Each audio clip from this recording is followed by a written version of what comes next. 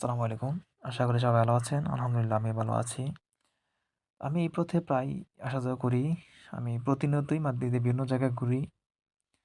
তো আজকে একটা বিষয় লক্ষ্য করলাম যে এই গাছগুলো দেখে আমি যখন গত নভেম্বরে আসি তখন আমি মাদ্রিদের কোথাও কোনো গাছে পাতা দেখি নাই। পাতাবিহীন জরাজীর্ণ শুকনো গাছ শুধু দাঁড়িয়ে আছে দেখছি। আর এখন এই গাছগুলা পাতায় পূর্ণ।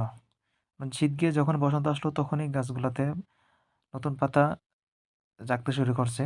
আর এখন বসন্ত গিয়ে গ্রীষ্ম। পুরো গাছে মাটিতে সব জায়গায় সর্বত্র পাতায় পরিপূর্ণ গাছ। সৌন্দর্য তাদের বাহার প্রকাশ করছে এবং শুধু তাই না, তারা তাদের সৌন্দর্যের সাথে, সাথে আমাদেরকেও তাদের অক্সিজেন দিয়ে এবং তাদের ছায়া দিয়ে আবরণ করে রাখছে।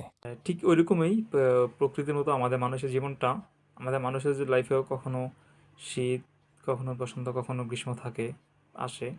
তো যখন আমরা শীত থাকি বা শীত আমরা আমাদের লাইফে চলে, তখন আমরা জরাজীর্ণ শুকনো ওই গাছের মতোই পাতাবিহীন, নিষ্ক্রিয় হয়ে থাকি।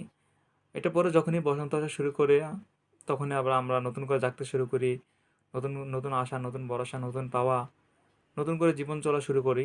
তো ওইভাবে যখন চলতে চলতে একটা সময় যখন গ্রীষ্ম আসে, তখন আবার আমরা নিজেরা যে স্বাবলম্বী হই, নিজেরা স্বয়ংসম্পূর্ণ হইতে পারি।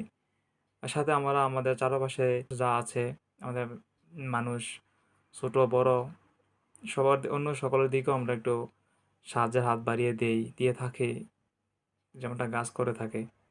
আমরা ইনশাল্লাহ যেভাবে আছি না কেন, আমরা চেষ্টা করব যেন আল্লাহ আমাদের লাইফেও এরকম প্রত্যেকের জীবনেই এরকম এই কালগুলো থাকা দরকার।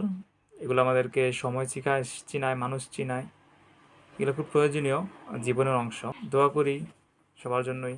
আলহামদুলিল্লাহ, যা এখন যেমনটা আছে ভালো আছি।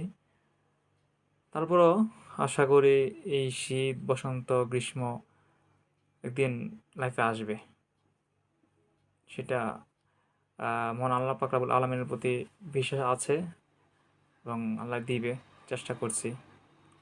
সবাই চেষ্টা করবেন, এতটুকুই।